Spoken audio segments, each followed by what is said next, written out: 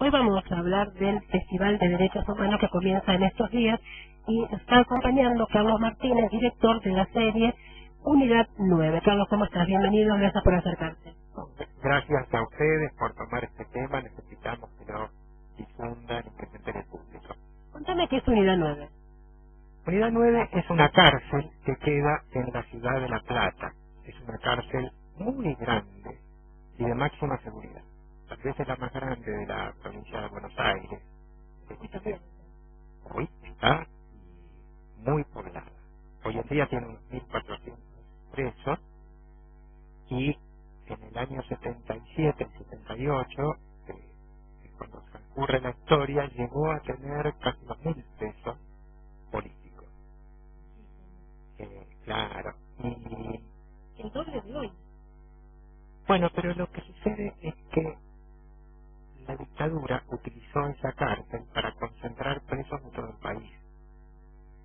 Pues fíjate que es conocido que tenían un plan represivo que estaba basado en apresar gente, mantenerla secuestrada, matarla a escondidas y no reconocer la existencia de las detenciones. Eso lo hicieron masivamente.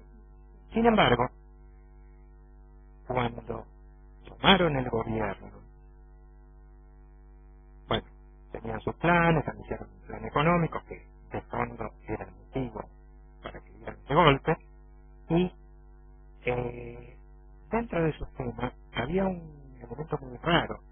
Ellos públicamente decían que el objetivo principal era aniquilar a la guerrilla. Sí.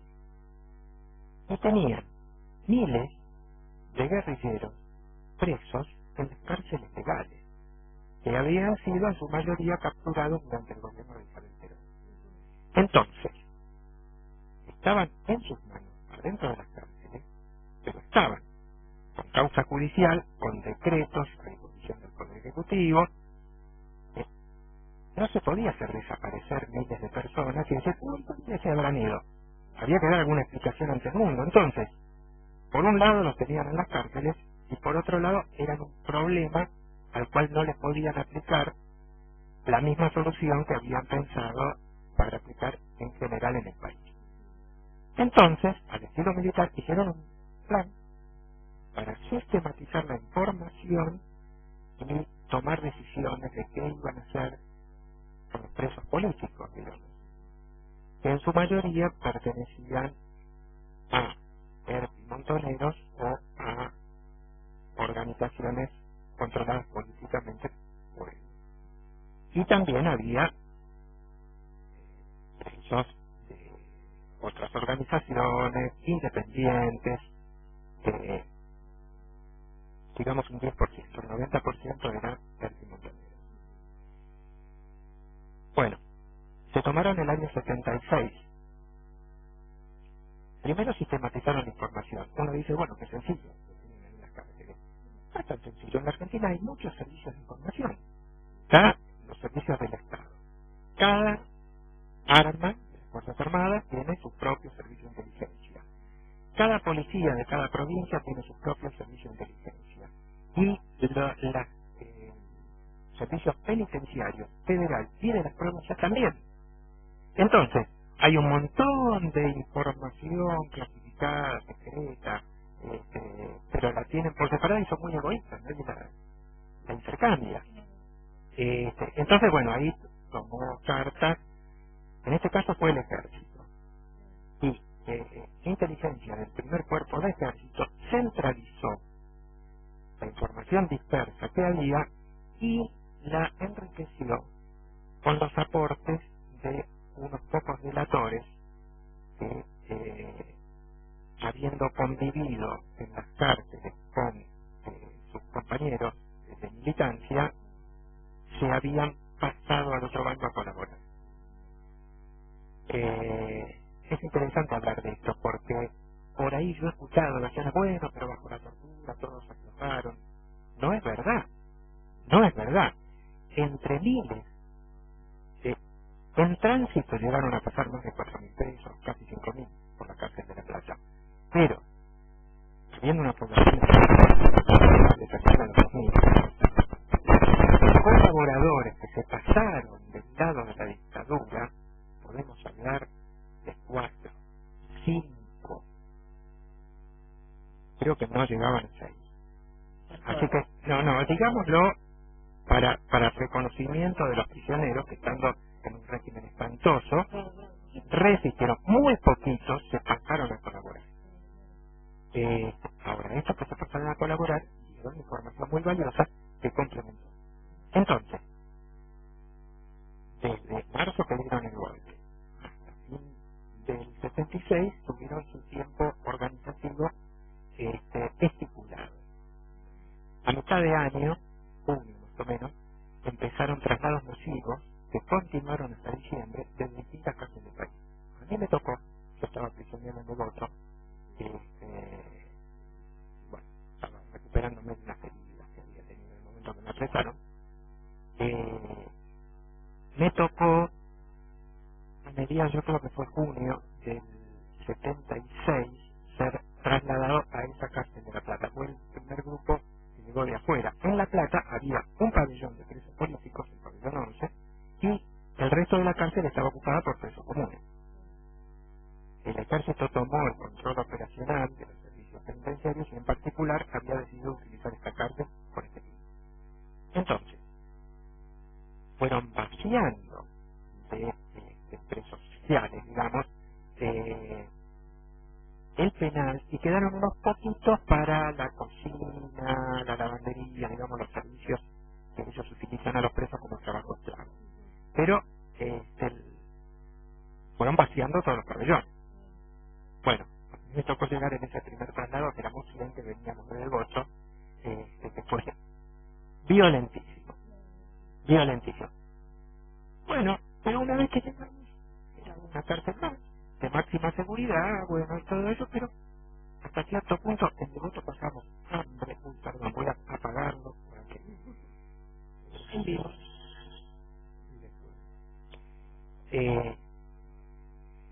Llevaste la cárcel Sí, de La Plata.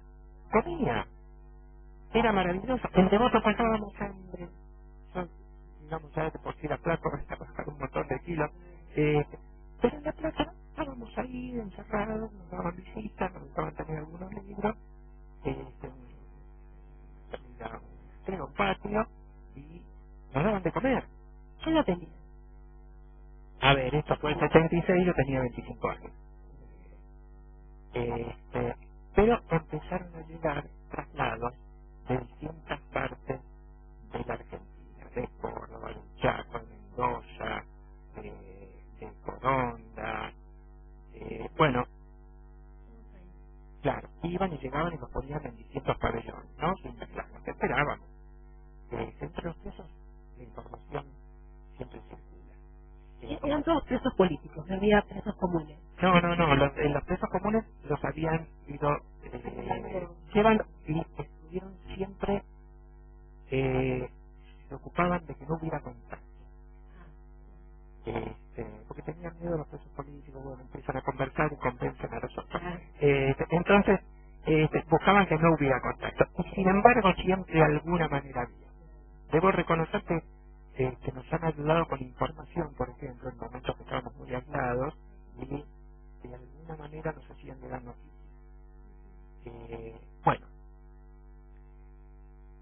a medida que iban llegando ya se iba llenando la cárcel y eran miles, y esto tenía, luego que emprendimos y estudiando los documentos de la época, nos fuimos enterando que respondía a un plan, no era ninguna decisión del momento que tomaba una autoridad u otra, no, era un plan nacional muy bien organizado. La cárcel de Córdoba también se usó para concentrar prisioneros de esta manera y pasaron cosas similares. Si bien llegaron de Córdoba, a Menéndez le costaba soltar sus prisioneros, no le gustaba. Pero acá manejaba el primer cuerpo de ejército. 13 de diciembre de 1966. Ahí se pasa a otra etapa.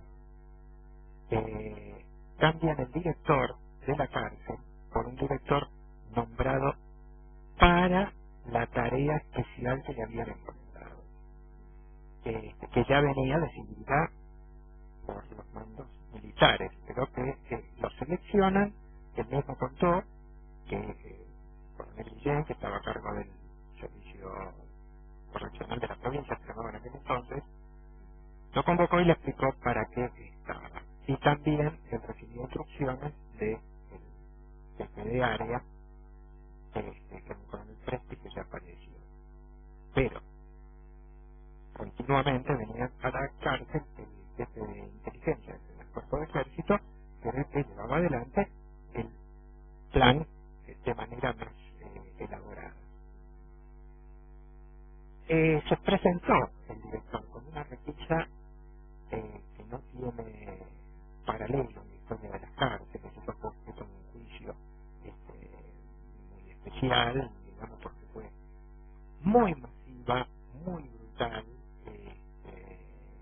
extremos que aún en esas condiciones no se habían conocido en la Argentina.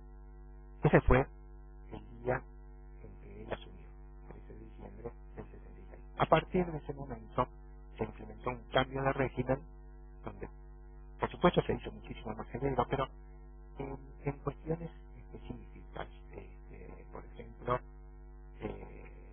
desaparecieron todos los libros de estudio, las cartas había que entregarlas y recibirlas abiertas, las visitas se hicieron sumamente controladas y sumamente vejatorias para los familiares,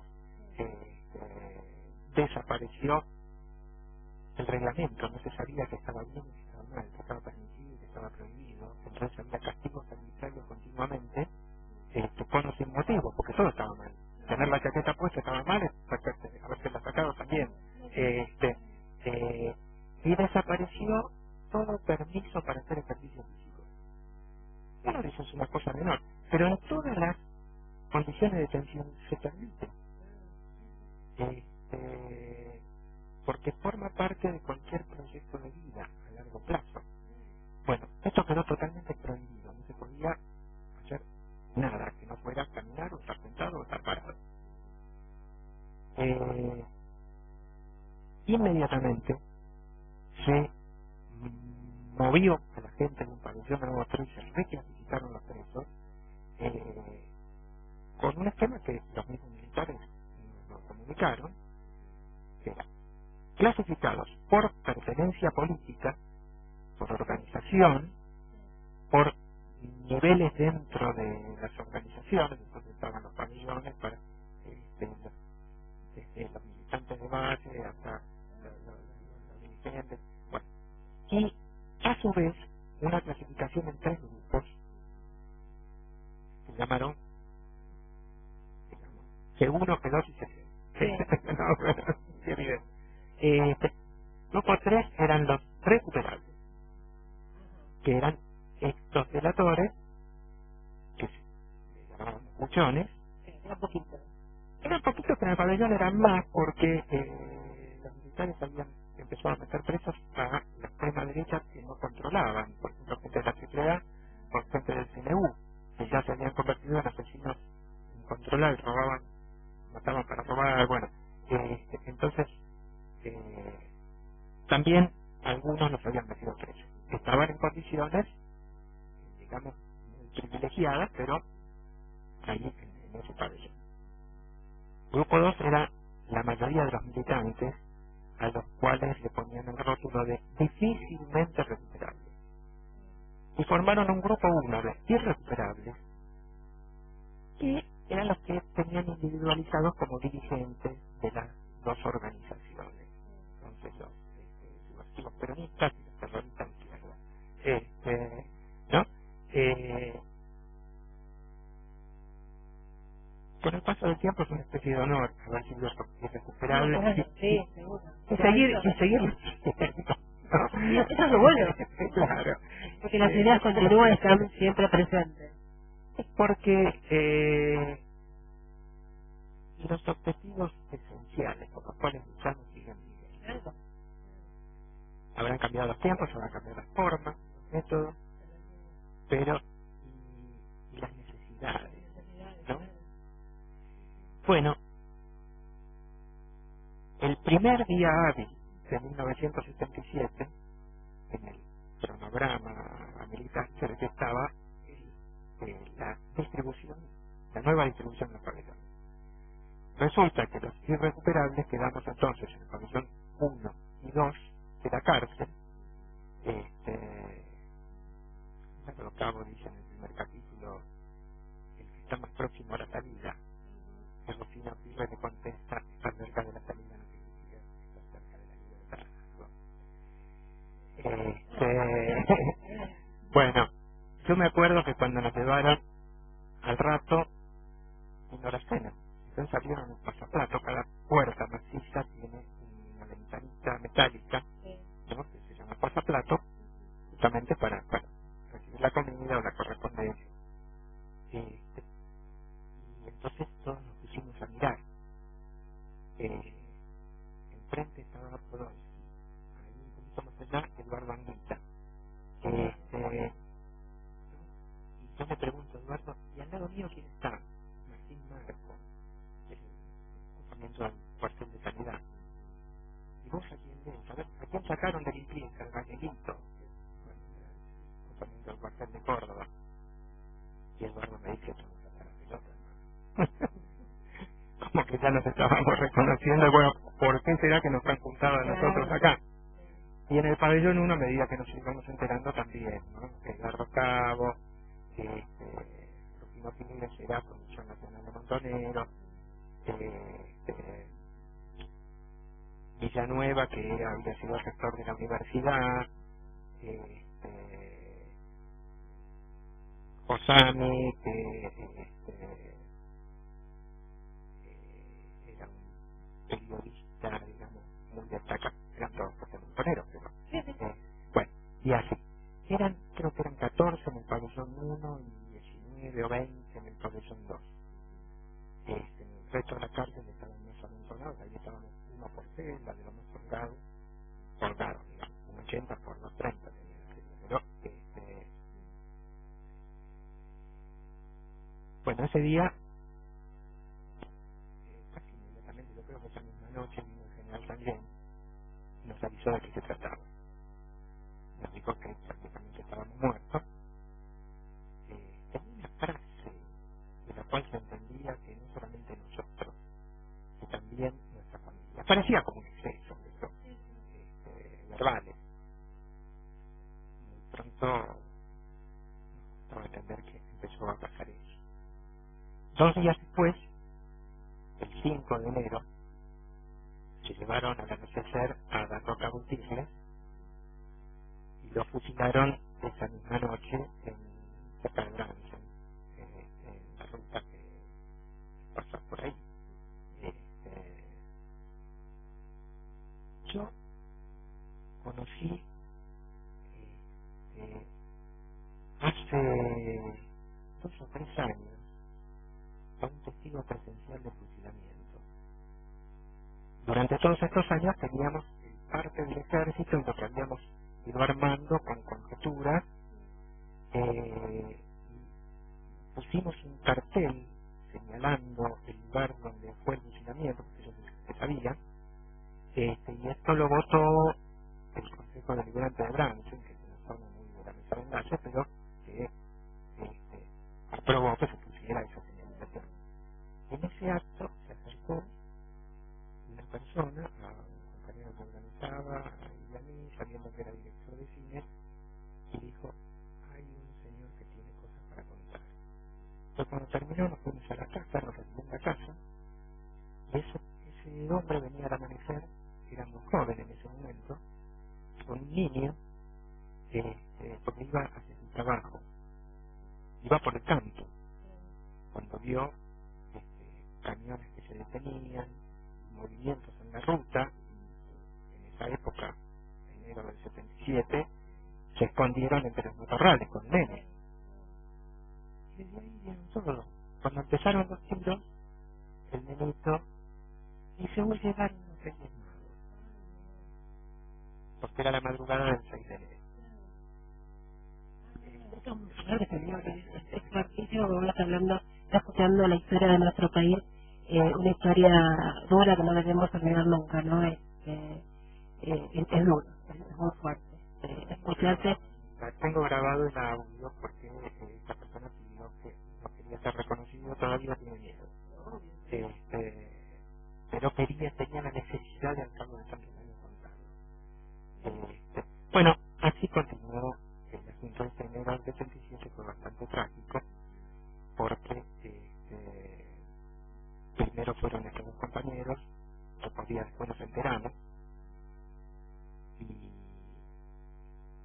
luego tanto se llevaron dos compañeros más del pabellón 1 como familiares de los prisioneros del pabellón 2. Es el caso, por ejemplo, de Alberto Elizalde, que decimos todavía en Manzanita, eso sí estoy aquí, pero en Manzanita,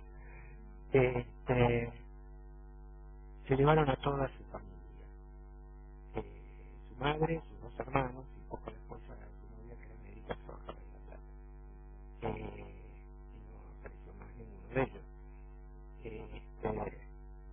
Al mismo tiempo se llevaron a Ángel Giorgiadis y a Julio Urien del pabellón 1, eran muy reconocidos en los dirigentes. Ángel Giorgiadis venía de Descamisados y era un jefe montonero muy respetado. Y Julio Urien era también conocido porque él era militar, era de la Marina, oficial de la Marina, y se había sublevado encabezando la ESMA, en momentos que quedaba al mando como oficial de servicio, cuando volvió Perón en el año 72. Entonces, como se hablaba de formar una fuerza represiva, él no estaba de acuerdo en integrarla, se habían sublevado, sacó la tropa a la calle y se fue a ver a Perón. Y cuando estuvo frente a Perón le dijo: mi general, escuela de mecánica sin orden. Se le quedó mirando así. ¿Qué hace? Lo mandaron preso.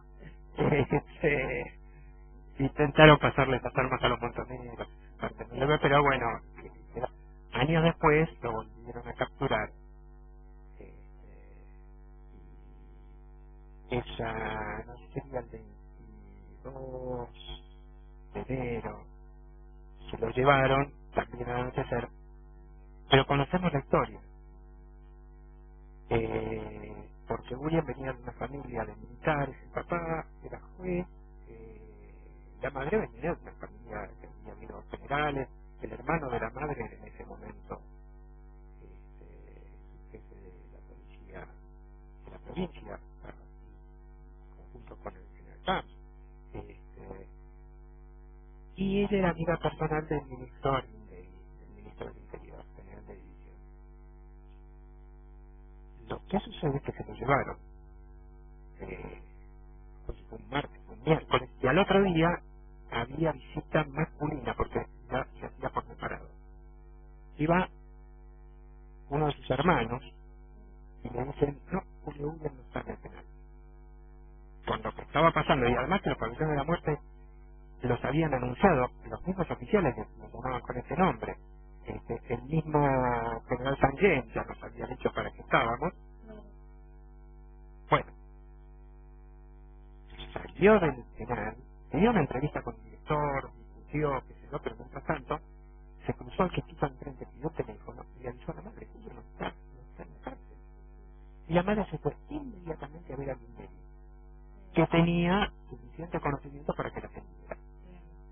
Bueno, y alguien le dijo: yo me voy a ocupar de que no lo maten. No lo hago por él, pero no lo van a matar.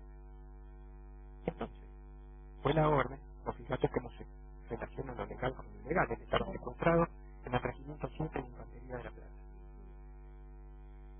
Fue la orden de devolver a Urien, pero como ya estaba muy estropeado, por el trato que le habían dado, lo mandaron a la cárcel de Sierra Chica, que quedaba más lejos y estaba menos a la vista. No lo trajeron de nuevo a La Plata. Pero había orden de fusilar a dos. Entonces fueron a buscar a dos. Se llevaron a Horacio Rapaport, que había reclamado preguntando por lo que se habían llevado. Si usted reclama, bueno. Se lo llevaron primero a los calabozos y los calabozos se los llevaron a él y los mataron a ellos dos. Paralelamente, además de la familia de Elizalde, se llevaron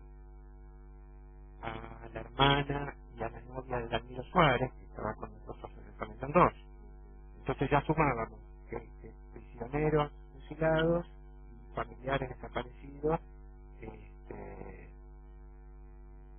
los dos pabellones. Esto lamentablemente continuó a lo largo de estos 2 años, y cada vez se parecía que, bueno, ya parece que no.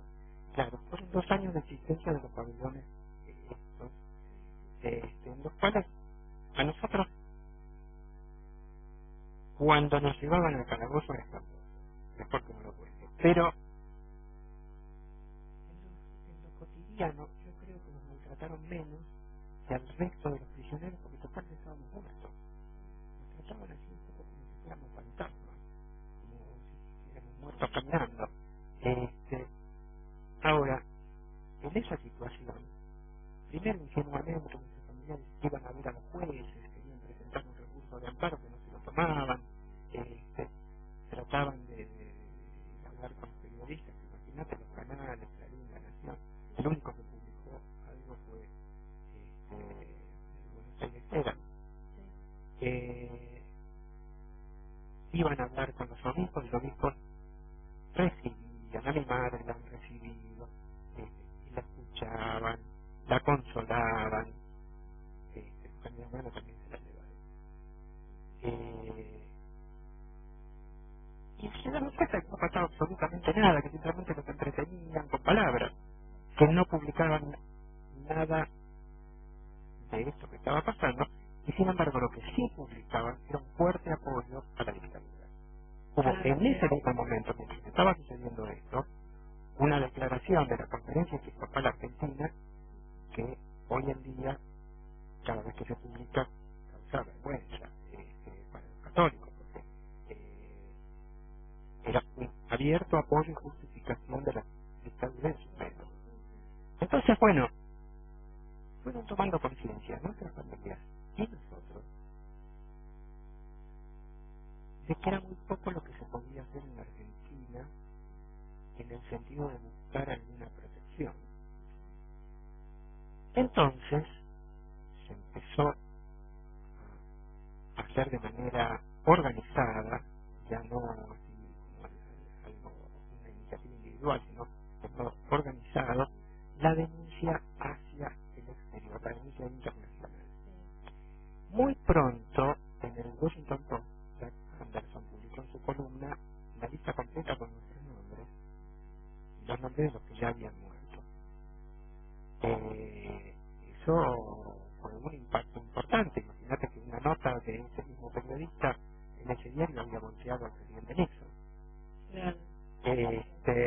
Ese artículo lo tomó Le Monde y lo publicó en francés en París, el mismo artículo. Pero bueno, ya empezó a conocerse un poco. Y bueno, era como la única acción posible, lenta, tratar de sensibilizar a los sectores democráticos de otros lugares del mundo, que llegaran las denuncias, que llegaran a los organismos internacionales, y que luego eso volviera como reclamo hacia el gobierno de Videla, y que de alguna manera influyera en atemperar las decisiones que estaban tomando. Un camino muy lento. Mientras tanto seguía desapareciendo y muriendo gente. Pero, así como se intentó, valió la pena. En ese camino, madres nuestras, junto con las de otros desaparecidos de otros lugares del país, se fueron juntando en lo que luego se llamó Madres de Plaza de Mayo.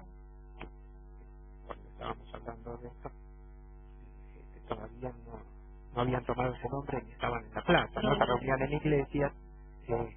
Mi madre me contaba, y ella buscaba a mi hermana desesperadamente y hablaba con todos, se metió ahí adentro del cuartel de Palermo a hablar con el jefe de inteligencia del primer cuerpo, que era el mismo que venía a la cárcel,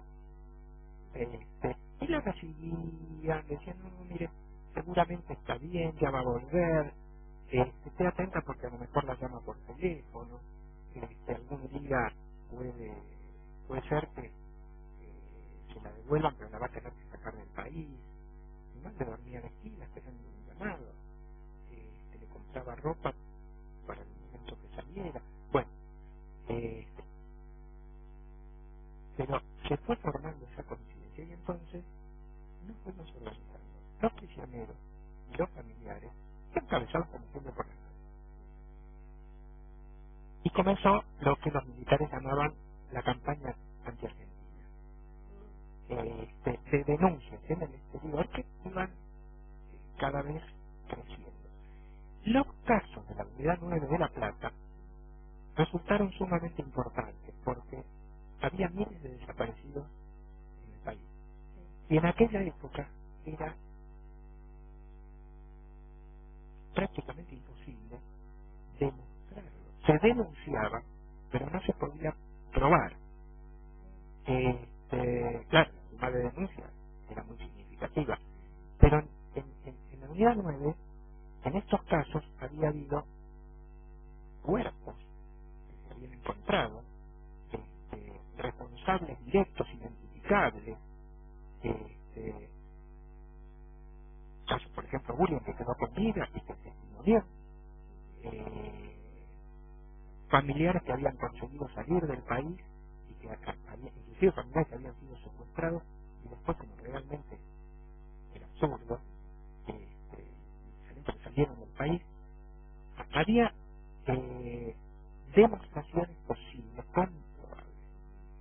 Esto fue muy importante porque validaba el resto de las miles de denuncias que, bueno, esto que se dijo es cierto y hay un cuerpo acribillado enterrado al lado, y hay oficiales que firmaron papeles, un oficial del ejército que se llevó a un preso que después estaba preso legalmente con una causa judicial y todo y apareció muerto en otro lado, con fechas, nombres. Bueno, eso ayudó mucho en el sentido de que se empezara a conocer la verdad cuando todavía los militares estaban en el poder. Al punto que fue muy importante la OEA y la Comisión Interamericana de Derechos Humanos. ¿Por qué no las Naciones Unidas? En las Naciones Unidas se hicieron declaraciones, en la Comisión de Derechos Humanos de las Naciones Unidas se reunió una enorme cantidad de material que aportaron los familiares, pero allí consiguieron observar una y otra vez las resoluciones con apoyo de otros países y para nuestra dificultad de comprensión del bloque socialista, la Argentina ganó votaciones con declaraciones de este tipo. Esto es muy importante y debe ser investigado más a fondo. Así que la Comisión de Derechos Humanos investigue y se trate el año próximo. Un año más. Bueno. Declaraciones de este tipo consiguieron 2 veces. Bueno, en cambio, en la OEA había mucha influencia. Es un poco rara la historia porque bajo influencia de Kissinger,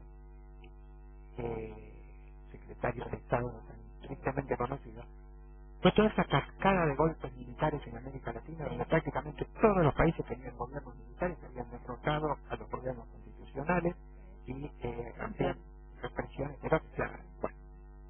Pero luego, en 1976, ganan las elecciones Jimmy Carter, Partido Demócrata, que en su campaña electoral los derechos humanos habían sido uno de los temas fuertes. Y cuando llegó a la presidencia, mantuvo lo que había dicho en la campaña.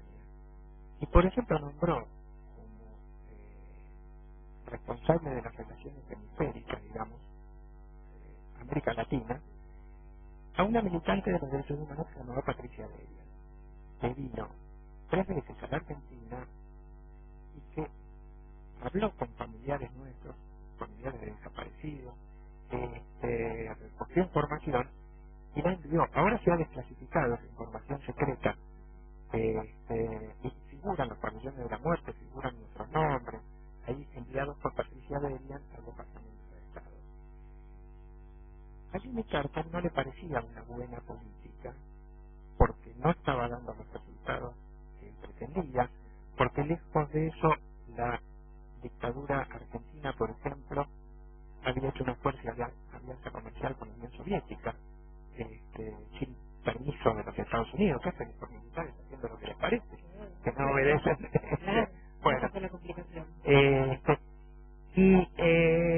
bueno, en los primeros meses de su gobierno impulsó y fue apoyado por muchos otros países, porque América tenía no solamente dictaduras, no había dos gobiernos, Canadá, bueno, impulsaron una nueva declaración de los derechos del hombre, un tratado interamericano de derechos humanos. Y bueno, se tuvo que firmar. Videla no quería firmarlo, la Junta Militar Argentina. Sin embargo, hubo una reunión en Washington para sobre el tema del canal de Panamá. Se iba a firmar un protocolo, un tratado, algo que fueron todos los presidentes. Entonces, esto no salió en los diarios acá, pero nosotros nos lo trajeron porque se escuchaba por la radio de la corte de otros países. ¿Sí? Carter se llevó a una oficina aparte a Videla, a Pinochet y a otro general que era presidente de Ecuador, y los obligó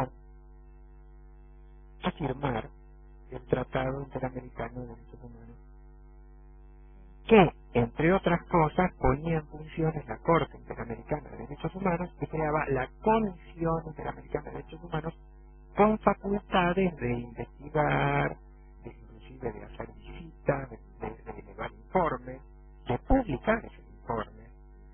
Yo me imagino que cuando Videla volvió no lo habrán recibido muy bien sus compañeros de la Junta, pero ya estaba hecho. Esto fue muy importante.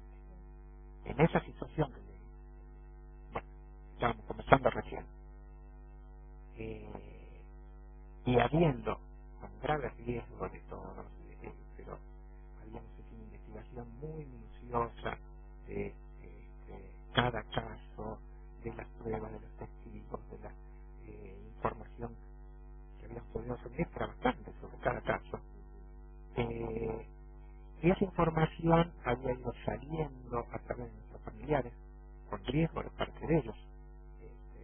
Bueno, hubo más familiares desaparecidos que presos en esta historia. Y había llegado, por ejemplo, a Europa, donde estaba la compañera de uno de los compañeros de Pabellón 2, la viuda de Argentina Social, que estaba en Ginebra, y esa información perfectamente organizada le llegó en fecha muy temprana cuando empezaba el funcionamiento de la comisión de la OEA. Y bueno, esta comisión mandó pedidos de informes, resoluciones sobre algunos casos y un pedido de visita in loco, se llama en el lugar, de inspección sobre las denuncias que había al gobierno de Videla. Y no me podían decir que no.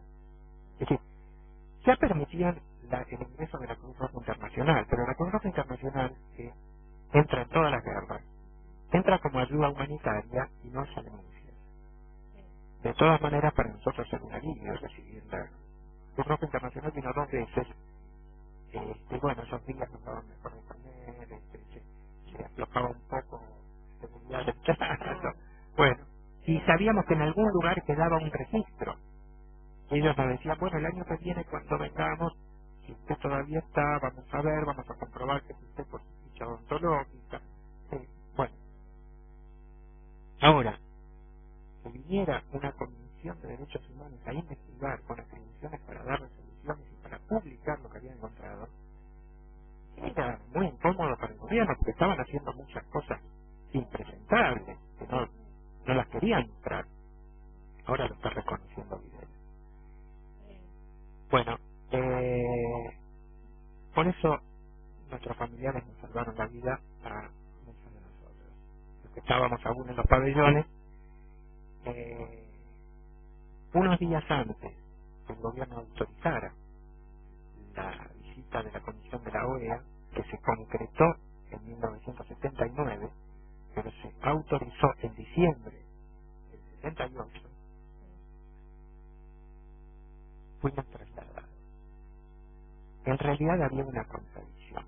Una cosa era los planes y los intereses del gobierno militar, que debía responder como gobierno y tener tratos con la comunidad internacional, y otra cosa eran los generales con mando de tropas en distintas regiones que no le importaba nada las explicaciones que tuviera que dar el gobierno. Tenían fuerte poder, hacían casi lo que querían. Ahora, estábamos en La Plata, cerca de la capital, pero el jefe de área era el general Saciaín. El gobernador era Sanjén, el jefe de policía era Khan. Era un problema. Sanjén Saciaín había hecho un plan que era un simulacro de fuga para fusilarnos a todos y chau. Un trelew más extendido. El director del penal, el Dupuy, contó en el juicio que habían montado una ametralladora pesada apuntando a cada pabellón. Y el ejército había construido un túnel, porque nosotros no lo habíamos hecho. Después dieron una publicidad. Había un túnel que iba ahí hacia los pabellones como para justificar un plan de fuga. Como las Fuerzas Armadas se hacen inteligencia entre ellos y todo, seguramente Armindé ya conocía estos planes. Parece ser que justo nos sacaron a tiempo un poco antes a las 3 de la mañana del 2 de diciembre del 78, nos llevaron a los que quedábamos en los dos pabellones sin nada, abrieron las celdas y así como estábamos, sin un cepillo de dientes. Nos sacaron, nos metieron en dos camiones a la ruta. En el contexto en el que estábamos, nosotros pensábamos que íbamos a estar fusilados. Así que estábamos preparados. Yo estaba junto con Martín Marco, nos habíamos pasado las cosas por debajo de los pies para cuando fueran a bajar resistirnos y bueno, por lo menos que me diera trabajo. Pero los camiones seguían y a la mañana llegamos al penal de Sierra Chica. Nos metieron adentro del penal de Sierra Chica y el director, muy enérgico, muy severo, pero que respondía al gobierno, nos dijo: yo sé quiénes son ustedes, no lo que dijo, que no me hagan problemas. Acá el régimen no es de jardín de infantes, pero la vida de ustedes ya no corre peligro. Y fue así. Claro, deshicieron que en ese momento ya eran célebres pabellones de la muerte. Nos llevaron en Sierra Chica, estuvimos 3 meses. Lo que pasa es que nos repartieron por distintas cárceles, a mí me tocó Rawson. Y bueno, cuando llegó la comisión ya no existía esa concentración. Las historias eran comprobables, pero así es que yo creo que esa lucha de nuestros familiares, las madres, que eran la organización más visible y que tenía una voz imposible de acallar, no solamente salvaron nuestras vidas, yo creo que salvaron al país de esa sucesión de golpes interminables, que ellas derrotaron históricamente al Partido Militar, acompañadas por mucha gente, por muchos luchadores, por los derechos humanos de distintos orígenes. Que nosotros que queríamos hacer una revolución que cambiara el país, las injusticias del país, no logramos tomar el poder, pero en esa lucha y con tantos miles de muertos se logró la democracia.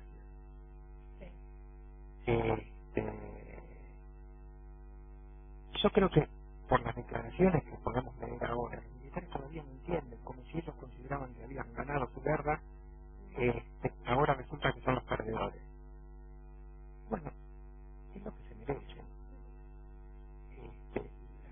barbaridades que hicieron los llevaron a esta derrota histórica de la cual no pueden volver. Por suerte. Y la gente que dejó su vida. Porque en el medio de todo lo que vos contabas, acá tuvimos, en esta dictadura tuvimos 2 mundiales, que la gente estaba al otro lado en ese momento. Estaban viendo otra una pelota. Se miraban lo que pasaba. Fueron instrumentos políticos que se usaron para contrarrestar esa campaña anti-argentina que llamaban ellos, que yo creo que fue justamente la que salvó de esa ignominia del siglo XX. Permite ahora que nuestros hijos no tengan que tomar las armas para luchar contra los militares. Y vos saliste entonces, ¿qué le saliste definitivamente de estas ediciones terribles solamente por pensar? No, solamente por pensar. No. Yo había enfrentado a los militares y me hago cargo. No se trataba de pensar. No, pero era un pensamiento y una idea. Y una acción. Sí, está bien. Pero por eso Yo tomé las armas contra ellos. sí. Y me metieron preso en octubre del año 74 y salí con libertad vigilada en octubre de 1981. Fueron 7 años. Realmente me pudieron condenar solamente por el arma y la munición que yo tenía encima. Me acusaron de tantas cosas que habían pasado. De la muerte de Gardel no, porque había sido antes. Pero, sí, pero y nada de eso se pudo comprobar. Así que cumplí la condena y no salí. Me trajeron a la cárcel de Rawson a firmar mi libertad y no, bueno, vuelvo a su celda. Porque estaba preso a disposición del Poder Ejecutivo por un decreto que había firmado Isabel Martínez, que me declaraba una persona peligrosa para la seguridad del Estado. En octubre del 81, a solicitud de mi madre, se me concedió la libertad vigilada. Estuve, digamos, detenido, pero que me podía mover por la capital federal un año más, y salieron 3 personas muy reconocidas públicamente como garantes de esa libertad vigilada. Si yo me jugaba, el mensaje era: son boletas de papel. Así que bueno, ahí empezó otra etapa de mi vida a los 30 años. Escucharte me trajo a la memoria muchas cosas de nuestro pasado, ¿no? Uno lo vivió desde otro lado, pero lo vivió también, ¿no? Lo vio desde afuera, caminando por las calles de Buenos Aires, pero algo vivió y algo le pasó también, pero muy fuerte y es muy interesante escucharte. Y todo esto que nos contaste tiene mucho que ver con la serie que vas a presentar ahora. Es el contenido de la serie. Esto que te acabo de contar es el contenido. Empezamos a trabajar en el año 2004 con un grupo de sobrevivientes de los pabellones,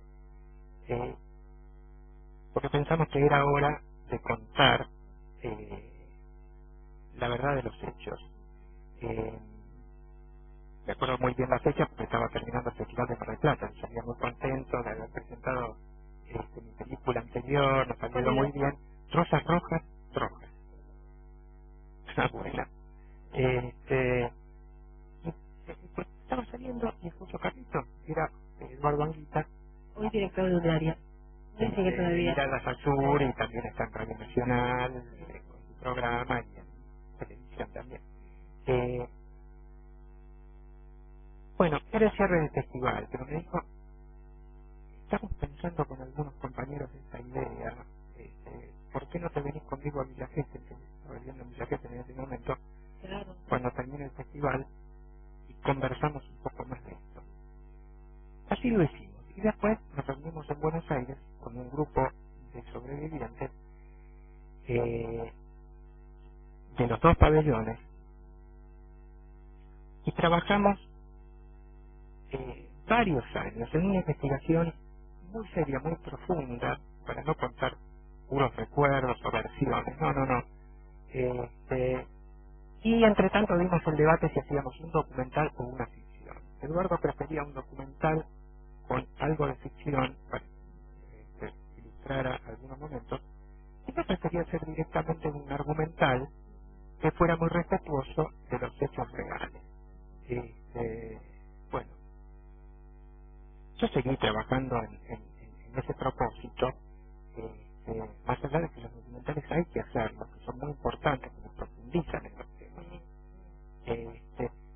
interesaba hacer la ficción por la posibilidad de llegar ampliamente a mucha gente que no estaba enterada. Bueno, hicimos distintos proyectos de guión, distintas cosas, nos fuimos ayudando para darle estructura cinematográfica. La, la historia estaba muy clara, pero no tenía final. Yo pensé en un final que fuera volver a la cárcel y homenajear a caído. Cuando lo hablé con los compañeros, me decían, pero ¿para qué lo vamos a funcionar? Hagámoslo. Entonces, cuando se cumplieron 30 años del golpe, el 23 de marzo del 2006, volvimos, pero lo organizamos bien.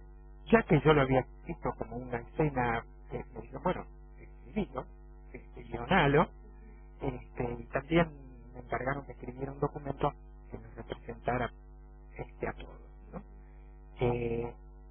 Así que bueno, así se hizo, muy organizadamente, intervino con la organización, un compañero que había sido, no, que era en ese momento, había sido nombrado en la jefatura del servicio penitenciario, que el ex prisionero de la U9, y por ejemplo que era secretario general de ATE, Zorro Godoy, popular en la provincia de Buenos Aires, y bueno, y muchos compañeros que nos juntamos ahí, y que nos reencontramos, porque además de lo que habíamos estado trabajando ese tiempo, por ejemplo, apareció Flecha Vince. Flechita era el más joven de los que estaban ahí en esos pabellones, fue fundador de la Juventud de Barista. Que lo consideraban preso porque habían metido preso a su padre y a su madre, y él que era un pibe lo tenían ahí. Bueno, ahora es músico, así que él hizo la música original de todo esto. Bueno, volvimos, llamamos de todos los pabellones, los sobrevivientes con sus familias, una multitud, incluso vinieron los que estaban en el interior y los que estaban fuera del país, viajaron, como Carlos Lepoy, y fue un impacto impresionante, porque en ese momento, 30 años después, sobre todos los pabellones, los que habíamos sobrevivido, todos estábamos haciendo algo destacado. Yo de menos que hago películas, pero mi compañeros que eran diputados, Tariana que era ministro, otros que eran directores de periódicos, que dirigen actualmente Página 12, científicos, bueno, todos juntos volviendo, fue un impacto muy grande. Es una placa que todavía está porque se pidió y se votó por unanimidad como ordenanza del Consejo Deliberante de La Plata, y la calle en la que está la cárcel, que es la calle 76, ahora tiene el nombre de Delia Avilés de Elizalde Legal, la madre de Marcelina. Bueno, esto no solamente era un mejor final de esta historia, sino que este impacto político hizo que el juicio se empezara a mover.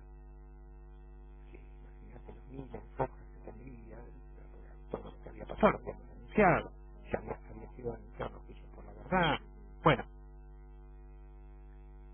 y fueran detenidos los responsables directos de muchos crímenes que eran conocidos, estaban identificados.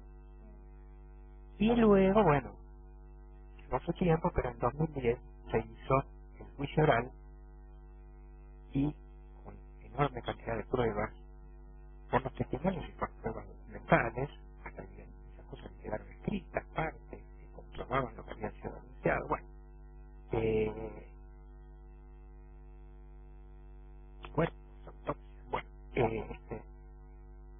se condenó a los responsables directos.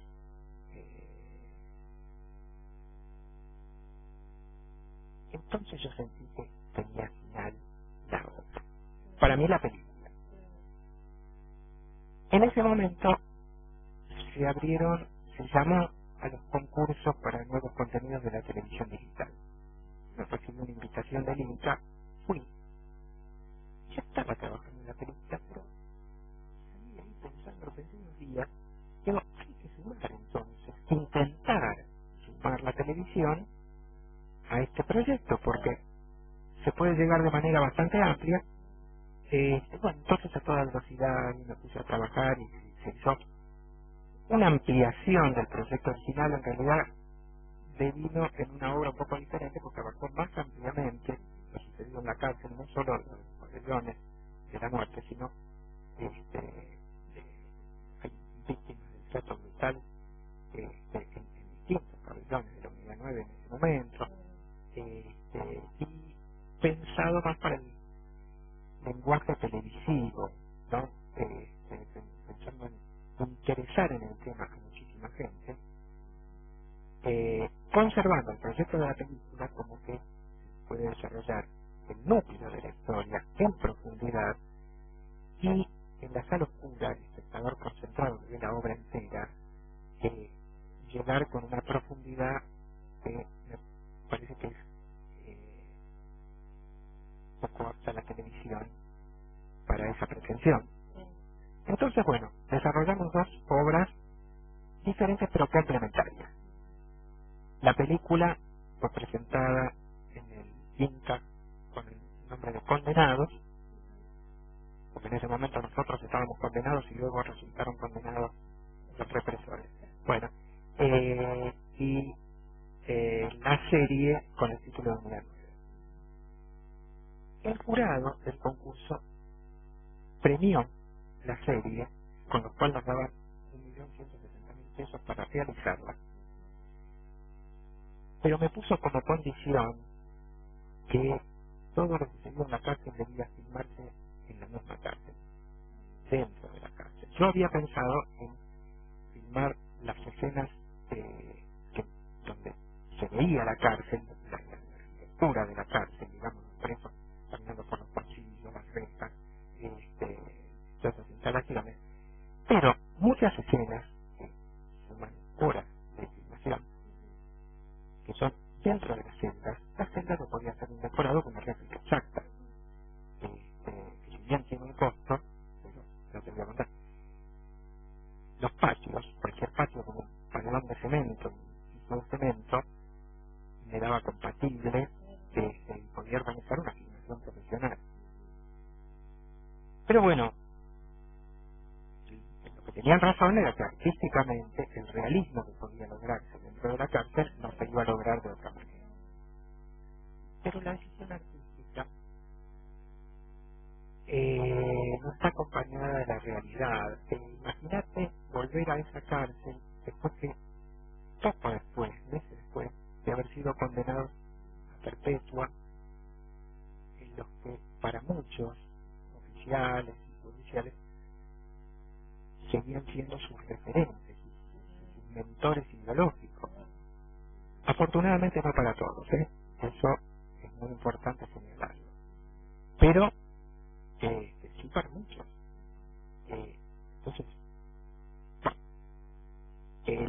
la filmación se hizo con el apoyo de algunos oficiales, suboficiales y presos actuales, que entendieron que estaban viviendo en otro tiempo y que es bueno que se sepa la verdad. Sin ese apoyo no hubiéramos podido. Pero eso hizo las cosas mucho más largas y más difíciles. Yo recibí otro tipo de amenazas, hasta me recibo en mi casa. Ahora, democracia. En diciembre del 2011, hace poquito. Bueno, he recibido fuerte apoyo y también, lógicamente, hay a quien le molesta. Muchos otros también. Hubo distintos casos de intimidaciones y casas, bueno, distintas cosas pasan.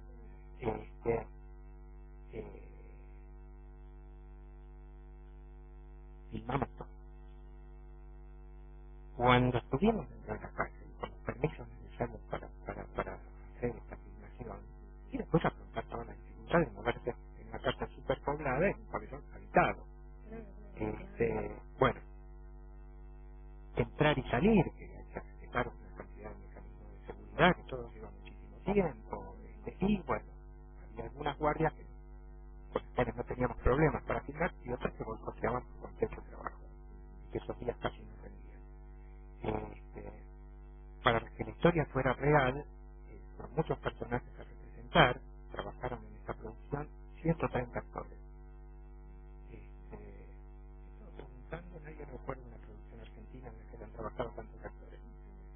y estuvimos 4 meses filmando dentro de la cárcel. Me acompañó Manzana Elizalde, muchos compañeros vinieron varias veces a ayudar, a hablar con los personajes, con los actores que representaban a ellos cuando eran jóvenes. La verdad que fue duro. Sobre todo fue duro filmar esas escenas donde lo peor de nuestra vida volvía a suceder. Ahora se puede contar, se puede ver en la pantalla. Volver a vivirlo, si testimoniar en juicio es grave y se trata de evitar que tengamos que una y otra vez en distintos juicios repetir las mismas cosas, reconstruir. Y si tenés buenos actores, las escenas suceden, no están simuladas. Ya está todo grabado. Lo que nos pusimos de acuerdo con los actores y los técnicos fue que íbamos a grabar todo el material para la serie y para la película. Y listo. Bueno, lo hicimos. Después, bueno, fueron meses de editar que también ven, revisar y todo, cada de esas cosas. Bueno, ya está. Estoy entregando el lunes el capítulo 13, que es el último, y luego continuamos con el montaje de la película. Y eso. Ahora, debo decir que curiosamente me encuentro con dificultades para la película. Hemos recibido apoyo maravilloso, digamos, de las madres, del tribunal que llevó adelante el juicio, pero estamos esperando la decisión del Instituto de Cine y no vemos mucha voluntad de apoyar la película. La vamos a hacer igual. ¿Ya se cortó? Ah, bueno. La vamos a hacer igual. Con o sin apoyo, la película la hacemos, la estrenamos, nadie la va a poder censurar. Y necesitamos que se conozca, porque la serie puede llegar ampliamente a través de la televisión, pero se ve de manera fragmentada. Ningún espectador ve todos los capítulos completos, aunque le guste mucho. Ve una parte. Y un espectador de una parte, otro de otra. El público de la película ve la obra completa. Y luego, en una familia, en una universidad, en un club, se produce el debate, y hay algunos que tienen la historia clara, se produce ese fenómeno que es la conciencia social. Y luego falta fijar estos conocimientos en la memoria colectiva.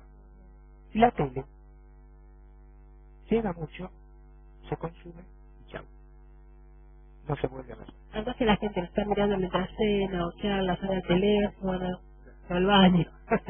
Es cierto esto. Lo bueno de ahora es que muchas series están en internet y la gente las vuelve a ver ahí. Todos los chicos jóvenes. La serie, como fue premiada por instituciones del Estado, pertenece al Estado. Yo la entrego y espero que le dé toda la difusión que merece. La película la manejamos nosotros y después de los cines permanece. Se multiplica en miles de copias. Puede ir por internet. Las madres ya me la han pedido porque la quieren pasar por todas las secundarias. Así que es indispensable. La serie se llama Unidad 9, la película se llama Condenados, se presenta en la destacadísima ocasión de la apertura del Festival de Cine de Derechos Humanos y luego seguimos trabajando en la película. Entonces, me encanta escucharte. La verdad que sé que uno de los personajes históricos de nuestro país. Pero bueno. Entonces, se presenta en el Festival de Derechos Humanos en la serie Unidad 9, el primer capítulo que va a ser el miércoles 23 a las 20 horas en el Colegio Público de Abogados Corrientes 1441. Y luego lo verán por televisión. Esta historia no es nuestra, es una historia de todos, es una historia que los argentinos no deben olvidar. Es la única manera de que no suceda. Exactamente. Muchas gracias, Carlos. Fue muy bueno tenerte. La verdad que me has conmovido muchísimo. Gracias a vos. Estuvimos con Carlos Martínez, director de Unidad 9.